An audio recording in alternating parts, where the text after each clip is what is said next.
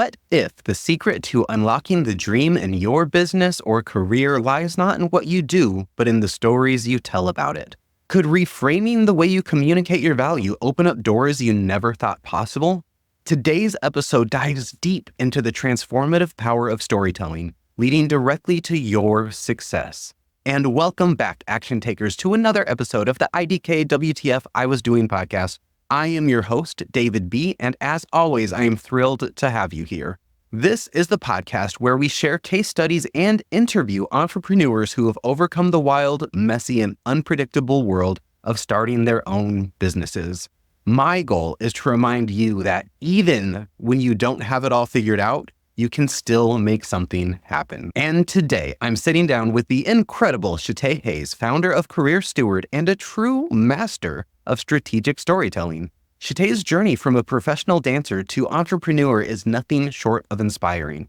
And in this episode, we'll explore how she transformed her creative background into a thriving consulting business, helping nonprofits and creatives craft stories that win them opportunities and recognition. But here's the twist. She didn't start out with all the answers. In fact, her path included sleepless nights, tough jobs, and countless auditions, all of which shaped her approach to storytelling and success. So stay tuned as we uncover the lessons she's learned and the steps she took to create a business that aligns perfectly with her passions.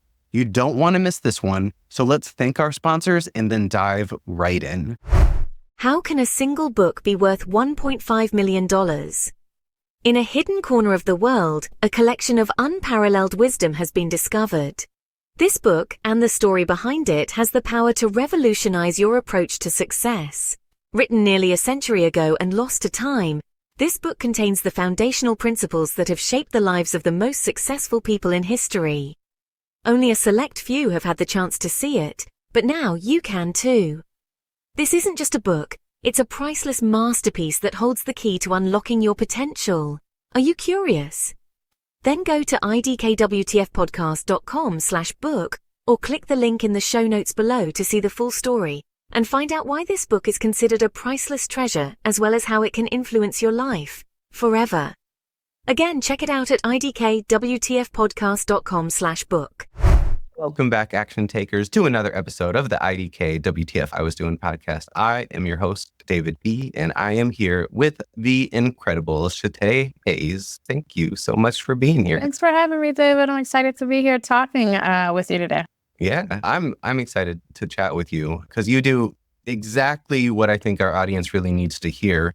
And so real quick, why don't you tell us exactly what you do, who you help, and kind of why that is what you do? So I am a strategic storyteller, and through my company, Career Steward, I help creatives and nonprofits tell the story of their work so that they can win contracts, funding, or influence. And in terms of how I got here, I spent my first career as a professional dancer choreographer, making stories come to life on live stages. And then as an ed tech leader, I embedded strategy and storytelling into all of the career content and programs that my teams delivered. And so as a consultant, I bring that lens to everything. I think one of the things that I learned working in the workforce development / ed tech space is that so much of our career building is about the stories that we tell. If you think about the interviews that you've got to have a great story for. If you think about networking, you've got to have the right story, the right pitch for the right audience. You think about your resume as a form of storytelling, your LinkedIn, all of these places, your website, your landing page, your sales page to make it relevant to entrepreneurs. All of that is just the story. And if whatever we're saying does not match up to the folks we're talking to, we're going to stay stuck. And so, yeah, I love stories. I'm an avid reader. I love movies and books and TVs and all of those things. And so, yeah, I get to do that in my work every day. And I really, really, really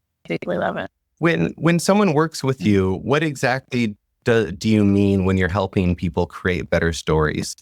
Kind of how do you pinpoint the stories that they need to fix and that look like as far as the process of how you help them? That's an excellent question. So it depends. For a nonprofit, for example, it's really important that they convey the message of their impact. And so that is what are my programs, what are our outcomes, and how do we tell those stories? And different nonprofits want to tell that in different ways. So sometimes it's a traditional impact story, like the numbers, like tell the story of the numbers and the outcomes. I've had a nonprofit say that, hey, we want to do an editorial impact story. And so I was able to like interview some sources and like make actual like a magazine article out of the impact that they had.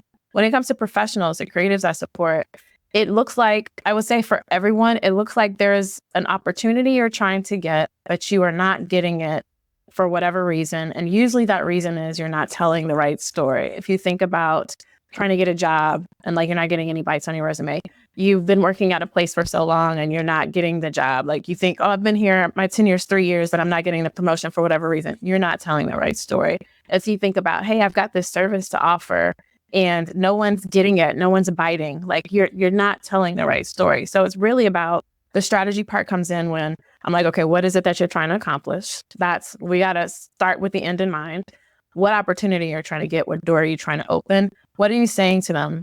And then we start doing a lot of digging like, oh, okay, this is probably where the misalignment is. Because again, if folks don't understand what you have to offer, what you do, they're not going to buy it. You're going to stay stuck. And so it's just really important. Some people call it a career narrative, your pitch, whatever it is, your impact story.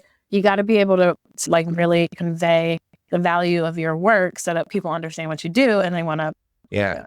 No, I think that's really a really good way to look at it. And I think it's a good way to reframe it as well, because a lot of people, especially newer entrepreneurs, especially service-based entrepreneurs, they get really hung up when it comes to selling. But what you're saying is really, it's not about selling, it's about communicating your story effectively. Yeah. And I think that's amazing, really, because we're all selling something every single day. And like you said, and it's probably actually one of my least favorite parts about working in like a structured corporate job is that like, it's not the person who's the best at their job, it's the person who like plays the corporate game the best. And it really comes down to they are telling a better story. Yeah. I've never looked at it. You just hit the nail on the head, David. Like every part of it, your performance reviews, like what story are you telling there? Like all of it is just a story. And even to your point about selling, yes, it's part storytelling. And then it's just like serving. How do you tell the story of how you serve people? That's just the bottom line right there. Exactly. Yeah. Exactly. Well, I want to dive into that a little bit more in a second, but I would love to hear like, because you were a professional dancer, like you're a rock star creative. How did you go from the dance world into doing what you're doing now? That seems like a huge, right? Yeah, kind of. But what I think we all have going for us is that even though there's so many of us, especially creatives, this is why I love to help creatives. We've got this really nonlinear, non-traditional background, and we've done all these random jobs while we were trying to like make the thing happen. And it's like, what's the through line and all of that? And so I love to help people find that. But for me, it was the fact that I made an intentional choice to become a professional dancer. I didn't just stumble upon it, right? Some people's stories like, oh, it was one day I was, dancing in the park and then somebody asked me to be in their video and I've been on tour ever since. Like that was not my story. It was like, I'm moving to LA, I'm going to figure this out. And eventually it took me a number of years to feel like I had some momentum in a career that was actually sustainable. But I remember a very specific moment where I was like, I've done this. Moments, I'll say, not just one where like, oh my gosh, I'm paying my bills with dance work. Or, oh my gosh, I was in Shanghai working a project for a couple months and I was like, this is an incredible feeling. Everyone should feel this way. That was the moment where I was like, everyone should feel this way. So when I decided to transition, to answer your question, I was already helping dancers and creatives like figure out how to build sustainable careers. I built this body of work, this blog called The Working Dancer. And I was writing for like Point magazine and Dance magazine and just like talking about career stuff for creatives, everywhere that I could talk about it. And I didn't even really understand that that's what I was going to do, but that's basically what happened. It was like, I still really love helping people with their careers. How can I do more of this? How can I help, folks even beyond creative practitioners? And got a job in the workforce development space as a career coach. And that's where I started and then sort of, worked my way up. I finished as a VP of a programs team. So I did every single job in that career, world. And then I just was like, I want to do this on my own terms, in my own way. I want it to be about the person, the individual, and I want to help more people feel proud of the work that they do. So here I am today, doing that work. Yeah, it's amazing. Yeah. Well, one question I have from that, because a lot of people are stuck doing jobs that they hate, Yeah. even though that they have passions that they love. Yeah. What was it you did different that got you making money as a dancer as opposed to not? Because Yeah, that's a good question. I will say there was definitely a part of that journey where I was still working jobs. So probably about the first 4 years of me embarking on that journey, I was still working what I say, quote unquote, random jobs. I didn't wait tables like lots of artists do, but I was like I worked at the bank, I worked at front desk at a hotel. I worked, like all of these different kind of office jobs. And there were moments where I actually absolutely hated what I was doing. Like I remember crying some moments when I had to go to work because I was like, oh my gosh, this is like literally sucking the soul out of me.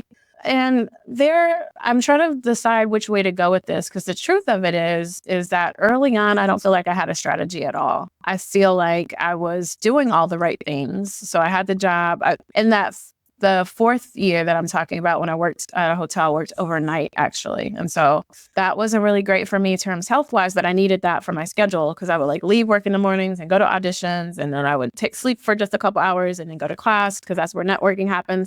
But I was doing all the right things, but I was working myself into a burnout. And so that I wouldn't recommend. But then after that period, I started to like get, I think, a little bit more gumption and strategy around my hustle.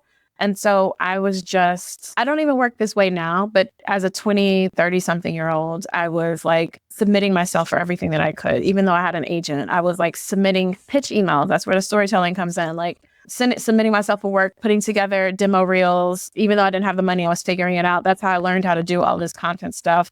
Anything that I could do to stand out and to get visible and to get work is what I was doing then. I've learned how to be a little bit smarter now in my approach than I was back then. But I could say, just to answer your question, the only thing I can really say that I had going for myself is that I just kept going.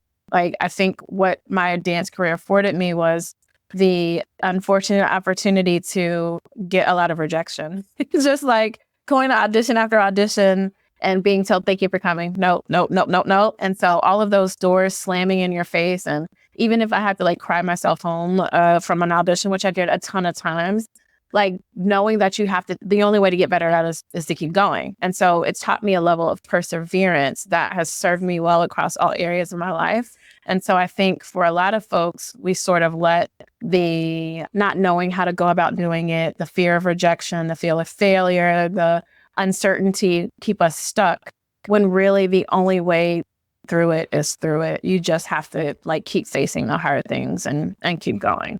what was your big break that was like, oh, just the one? Oh, I've never been asked that before. I love when I get questions I've never been asked before. I can't say that I necessarily feel like I had a big break, but I will say at a certain point, I became planted enough as a dancer that referrals, like my work started speaking for myself and my relationship started like working on my behalf.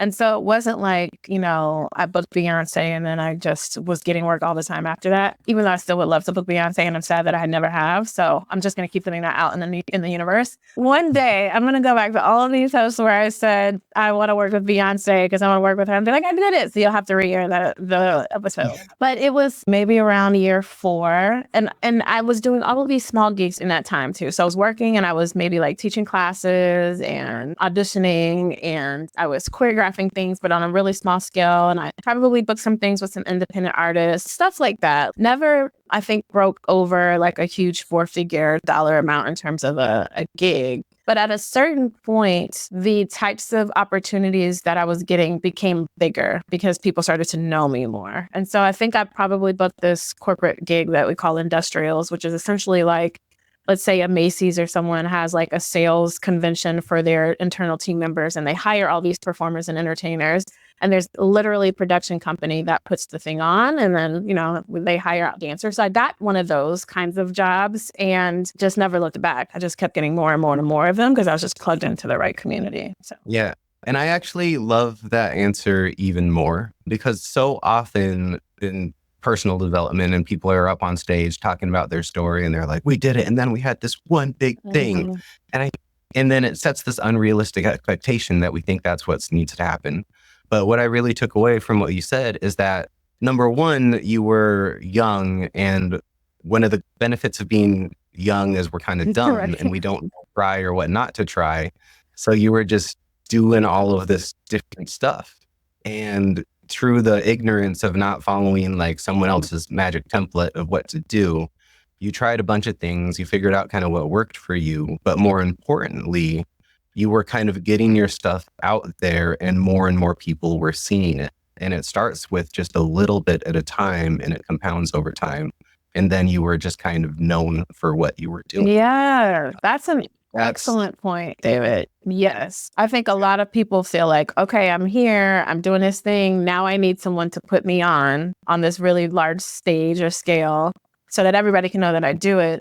But what I've found, even for folks who seemingly have an overnight success story, is that there were still all of these tiny little building blocks before that moment that no one heard about or knew about. And so we can't discount those. People say don't discount the small beginnings, but it really is like those moments where you were just doing it in an echo chamber where nobody heard you or saw you. They eventually pay off. They eventually become fruitful. absolutely. And if you have a good story with it, that's what really counts. There you go. So Yeah.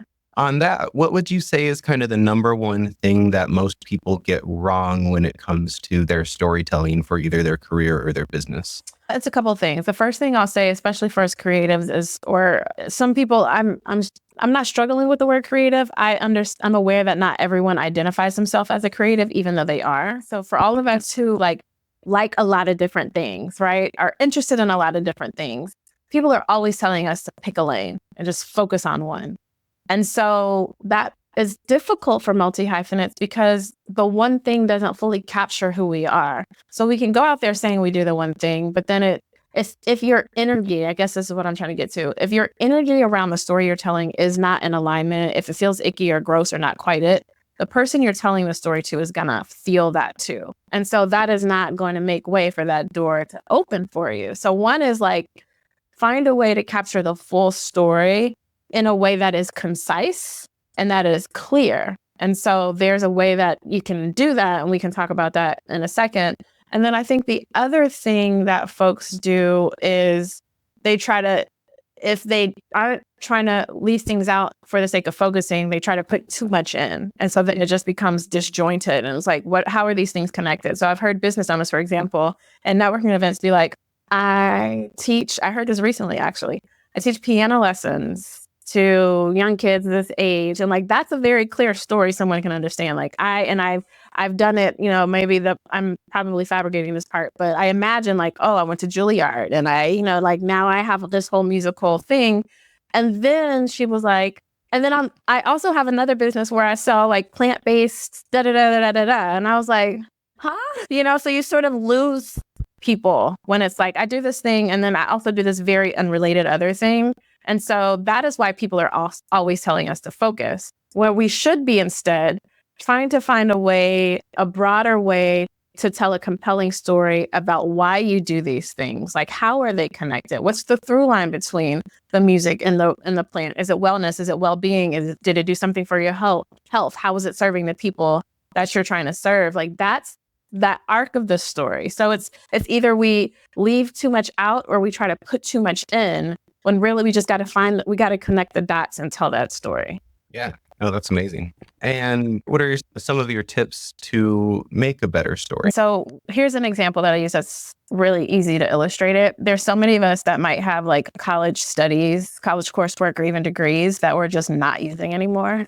And like, people don't know how to talk about that. Like, how do I, weave that into my story? And so you find the thing that is most relevant to what you're doing now and you bridge. So like the purpose of storytelling is to bridge where you are to where the person you're serving is. So if, let's say I had a background in mathematics, for example, I got a degree in math, but now I'm doing this all super creative stuff, then could you focus on problem solving as what you got out of math, the math degree, and tell the story of how you solve other people's problems? Or for psychology, for example, for me, I have a psychology degree and then I also have a dance degree, right? Totally unrelated things, but I focus on how in both of those, I had to research something and then produce a body of work from that research. And so research and production is all through everything that I do. And so for those of us who, like I said, have these unrelated things or all of these different interests, try to consider like, what is the through line? One way is to take a look at like, what's the broad objective of the thing that you're doing? Or a more effective way is to focus on what's the impact, the transformation of the people you serve. How can you tell that story specifically? Yeah, no, that's perfect. That's really good advice. And actually, one thing that I think, the number one thing that has helped me with my storytelling is I used to be the person who would talk way too much and kind of ramble. It's the ADHD kind of go off. But doing reels where I'm forced to condense whatever I want to talk about into a minute and 30 seconds has been so great, because it's like taught me a new skill of how to say the most important things of what I want to communicate in a good way in a short amount of time. Yes, I love that. So the time limit helped you. I was interviewing a digital marketer before, and they were saying that they were like, whoever says whatever they need to say in the least amount of time wins. That's how you win the game. So just like, what do you need to say? Fewest words, less time, done, So yeah. That's awesome. Well, what other kind of tips and tricks would you like to share with our audience of action takers out there that you think they could really use to kind of scale up either their businesses or their careers? Yeah, I think it's all about strategy, storytelling, and then support. I would say it's important, one, to have alignment in what you're doing, because that's one thing that keeps folks stuck. They try to knock on all of these doors and they're not opening. And sometimes that can either be an indication that you are seeking the wrong door, like there is just not alignment in who you are and what you're doing, or it's the right door, but you don't have the right password. You're not telling the right story. So start with alignment first, like get clear on who you are, what you're doing, why you're doing it. Does it actually resonate with who you are on the inside? So I like to talk a lot about how do you build a body of work from the inside out? So not based on this is what's hot right now, this is the trend, this is what people are buying. Sure, I think that works, but it's fleeting. It doesn't sustain you when the going gets tough. So figure out what's the inner work that you want to bring forth out externally. The second thing is the storytelling. How do you tell the story of who you are and how it connects to that thing that you've chosen? And then finally, it's like the support, like how do you strategically plant yourself into communities where it will allow your work to grow? I think a lot of people feel intimidated by the word like networking or the idea of networking. And they think it's like meeting strangers and asking them for things, but it's not transactional in that way. It's really like finding a community where you feel the most belonging, where you want to be there, where you want to learn and grow there, and then be there, be present there, show up to activities, meet people, offer value there, give there. And then before you know it, people will be like, oh, I know this person, David does this stuff. Let me send this work to him, right? And like that is how you build momentum. That is how you network. And so it's all of those things. It's the strategy, the story, and the support. Yeah, I love that. That's perfect because it's the same thing with sales, starting your business, and it can be in person or digitally. Like the biggest thing is when you're showing up, you're putting your stuff out there without expecting anything in return. Just like you and your dance career, it's the same thing for anything else. And I think that is perfect, beautiful advice. Thank you. Well, cool. Well, this is the podcast where we kind of normalize that feeling of, I don't know what the F I'm doing. And I'd love to hear kind of about your business side, because these are great tips for, how to structure everything. But I'm curious, like how your business is going and some of the steps that you've taken to grow it yourself. I think, why don't we take a short break? And then as soon as we come back, let's dive into maybe some of your biggest mistakes, some of your failures, or even some obstacles that you're overcoming as we speak. Sounds great. Are you drowning in tasks, feeling stuck and overwhelmed, or just plain frustrated with your business? Have you been spending hours each day with no real results and confused about exactly what to do next? Are you feeling a bit lonely because you don't quite know how to find the support you're looking for? Well, I understand how you're feeling because I went through this for years. I'm David B., and I'm here to help with the best solution to get you out of this funk. Now, Tony Robbins says to create the product you always wish you had. And really, I always yearned for a knowledgeable friend who I could message for answers, hacks, or ideas. But all I found were $1,000 video courses or gurus charging hundreds for an hour of coaching, where they ended up just trying to sell me something else anyway. That's why I created my monthly unlimited teamwork sessions, to give you the support I wished I had at a fraction of the cost and exponentially more value than anything out there that's similar. Get started with me today and enjoy virtually unlimited access to my personal cell phone number every day with no contracts, no commitments, and you'll have hands-on support whenever you need it. You can work with me as your personal mentor, your assistant, or your accountability buddy, always just a message or a phone call away. Imagine not having to purchase another book, another online workshop, or some masterclass because you can just text me, David B., your buddy, who has been at the forefront of this industry for a decade. And because this is so personalized and it's dramatically less expensive than you'd ever expect, spots are very limited. So don't wait. Go to idkwtfpodcast.com/David B and say yes to your success today. And welcome back. So we've covered a lot of really great tips about storytelling, how to craft a story. We heard your origin story, which is great because you're teaching the same stuff that you lived, even though you didn't know that was what was happening at the time. You're crafting your experience and helping to bring that to other people. And I think that is exactly what a service-based business owner should be doing. So it's perfect. As you've been doing this business, kind of like, how do you structure your business and how do you find your clients and how do you get them working with you? That's a good question. So I'm noticing that what's working the best for me in this season is that it's basically a different form of networking, or some form of networking is what I'll say. There's 3 different ways that I'm seeing. One is that I still have this list, this community from when I had the Working Dancer. And these are folks who, maybe were taking classes from me when I was an adjunct dance professor, or heard me at a career panel in some way. And they've literally been following my career journey and my stories that I share each weekday for like 7 or 8 years. And so when I'm like, hey, this is what I'm up to now, who needs the support? There are people who have been like, I've been waiting for you to ask me to work with you. That is really interesting. But again, it's just like still community-based. LinkedIn is another way. I'm super active on LinkedIn because I like it there. Not a lot of people do, but I've always found it lovely. And so I post articles and stories and let people know what I'm up to. And I go live with my friends sometimes and we talk about professional pivots. And people often say, hey, I saw this thing on LinkedIn you did. Can we talk? That's one way. So again, it's community-based. And then finally, it's like, I'm like never not networking. And so I go to like networking events, or I try to find creative communities to be plugged into and do things there to not only sort of make sure I'm around my people and I'm still like feeding my own creative juices, but to, just be tapped into a place where people know me and know what I do. And so there are a couple of like, I have a creative community that I have a business community that I'm planted in, and I just try to show up in those spaces and I ask people for referrals. And it's definitely pretty network based for me.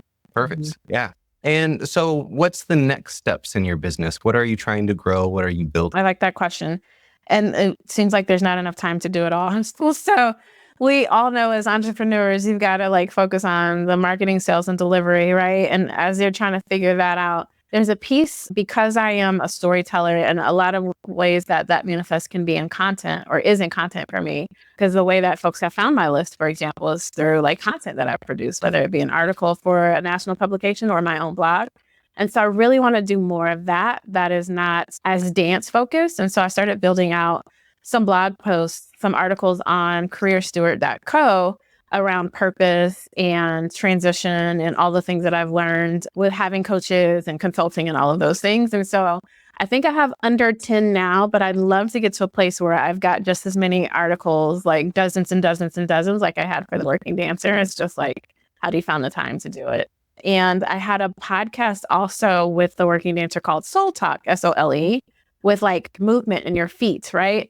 And I've been thinking more and more recently, like, I think I want to bring that back. But instead of it really just being about dance movement, the podcast was originally like, how are all these dancers sustaining their careers? Like, what are they doing? What are all the models of how they're getting money, whether it's DJ teaching, like all of these things. And I'd love to bring it back to show that there's no one way to have a fulfilling career, a body of work. Like, how are all of these people in the world making a living doing what they love? And so I've been kind of playing with like, should that should I bring it back? If so, how do I prioritize it? When does it make the most sense? How do I do it in a way that doesn't like burn me out and make me want to like, throw the computer out the window? So those are, I'd love to get back into some content, but it's just got to make sense. Okay. That's awesome. No, I think that's a really good idea. The making money through like artistic and creative endeavors is the one thing I really don't understand.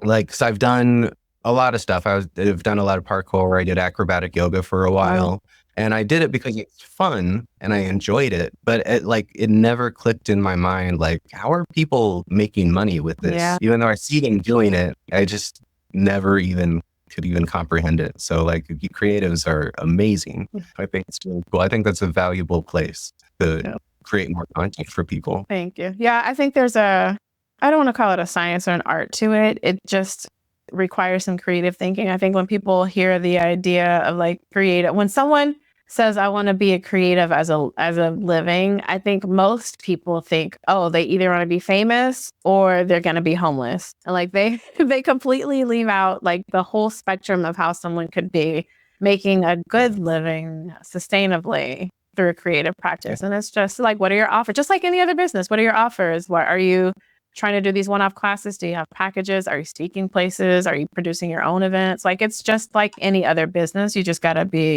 You have to be consistent with it, and you have to be okay with charging people, which a lot of creatives kind of feel weird about, so there's all kinds of stuff that goes into it.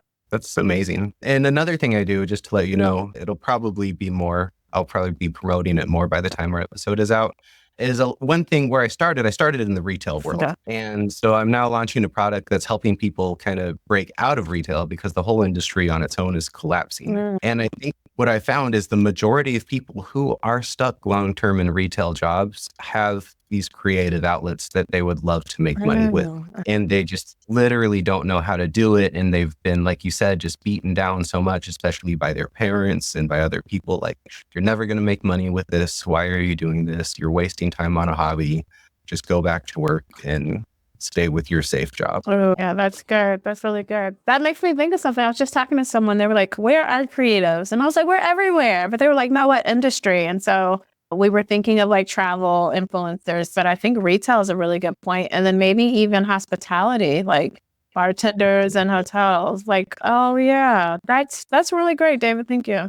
Yeah. And what happens is people, they have these dreams. And like you said, a lot of people, they go to LA just to wait tables for a little bit. They get stuck there. Yeah. And then they never get out and they can never get their break. And so now they're 20 years later still working in a retail job and have no idea the opportunity to make money doing literally anything that you want is just there now. Yeah. It's ridiculous how much opportunity is out there at the moment. Yeah, especially with technology, right? Oh, that's really good. As you just said something that is so key. I was talking to another person about like, how do we make sense of the past 20 years, especially when it comes to telling our story? So if you've done all these random things for the past 20 years because you had to get a real job or because life happened or whatever the thing is, and now you're trying to embark on this new thing and you're like, what the heck do I even say that I've done over the past 20 years in a way that shows how valuable I am? That's one of the key places that like storytelling matters. And, it's important to sort of get some help with. Yeah, that's absolutely right. I love that.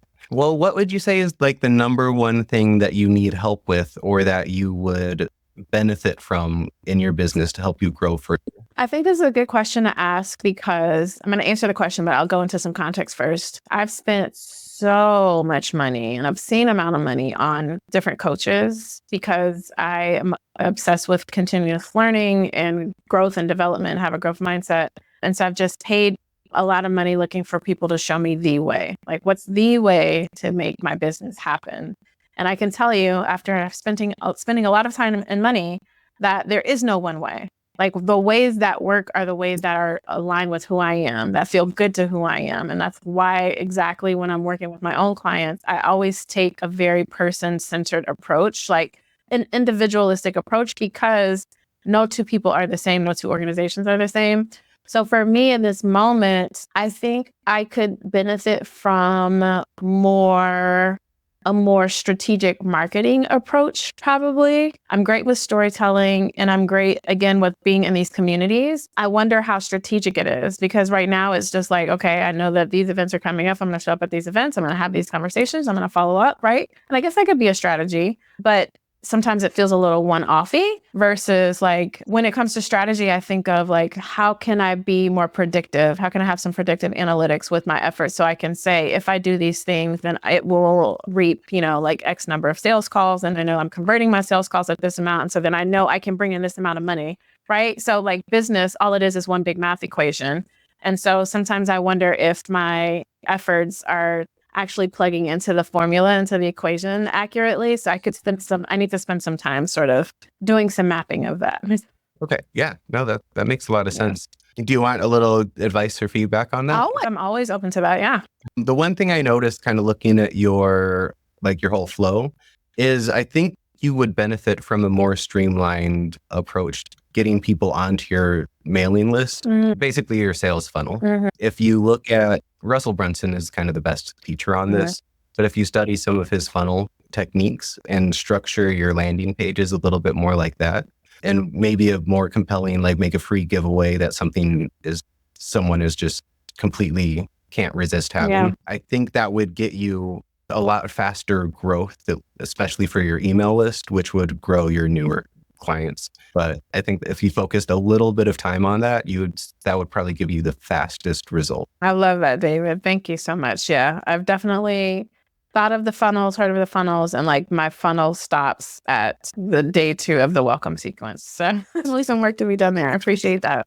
Well, and so kind of on that, what would you say is maybe the biggest mistake that you've ever made in either your past career or this career, and whether it was something even possibly you didn't even think you would come back from, but that you were able to overcome and come to where you are today?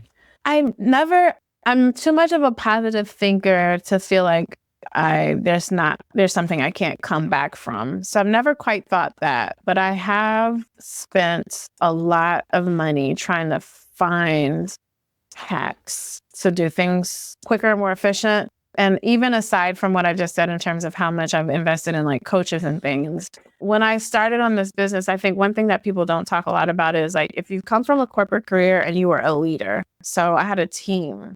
I was managing managers. So like I was managing people who managed other people.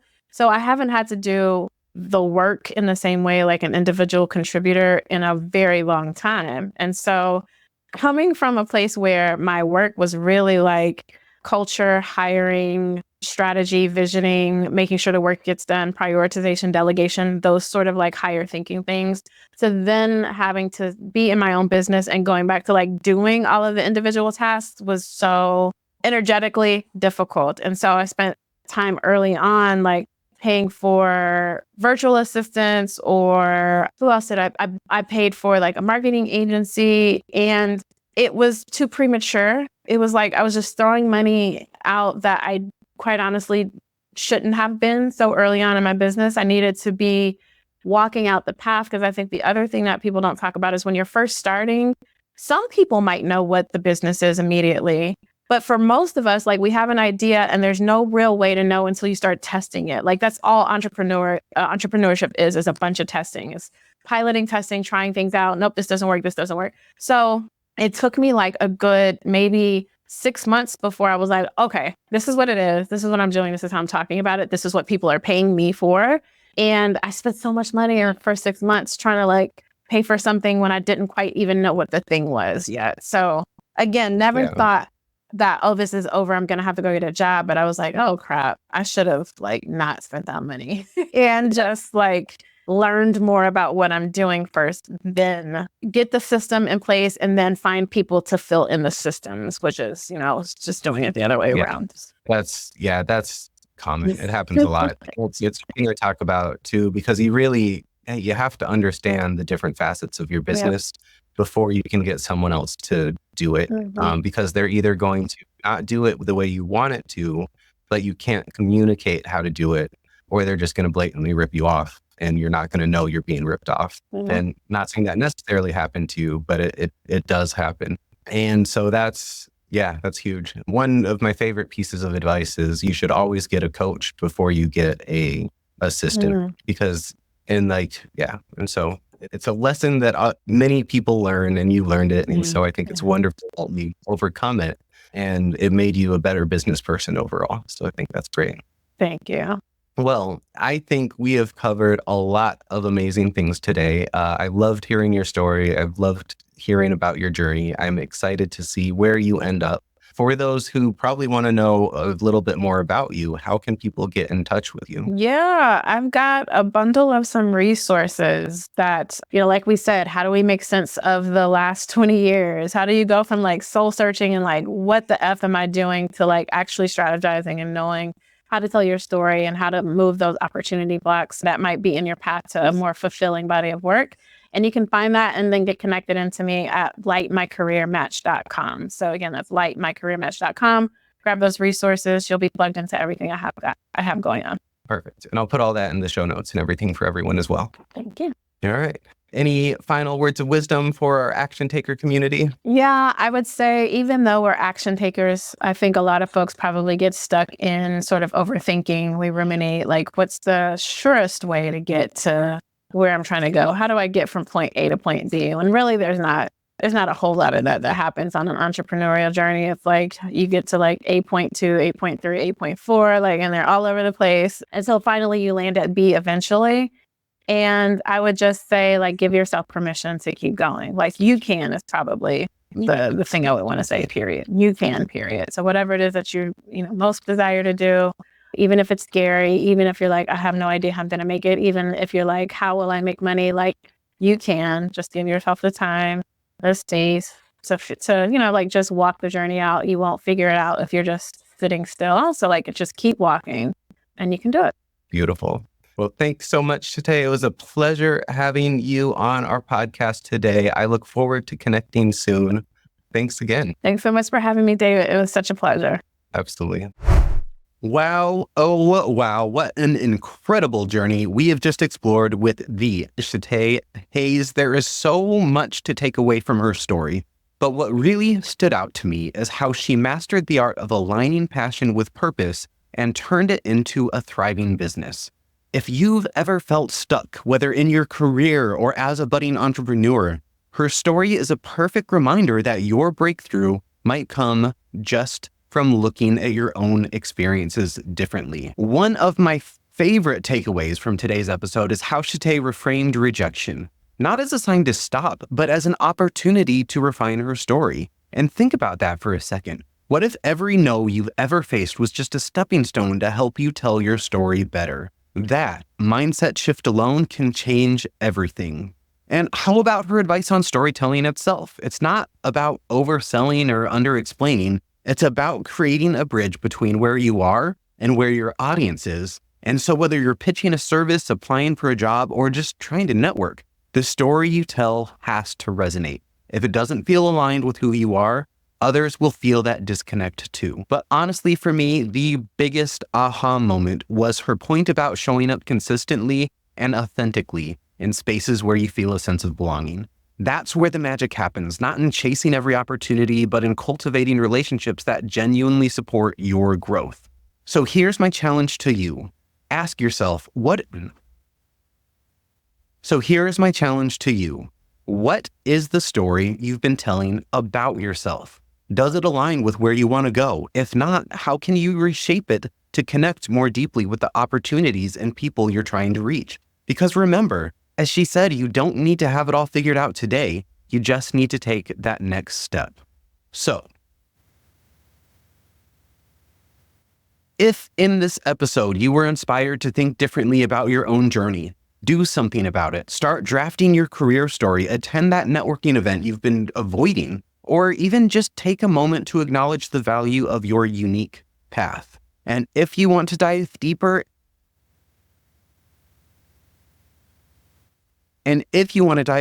into storytelling for your career or your business, her resources at lightmycareermatch.com are a great place to start. So to you, my favorite action taker, remember this: you can, period. Whatever story you're crafting, Whatever story you're crafting has the potential. Whatever story you're crafting, it has the potential to open doors, inspire others, and lead to something extraordinary. So keep going, and don't forget you're part of a community that's cheering you on every step of the way. Until next time, keep taking action, keep sharing your story, and keep building a life in business you love.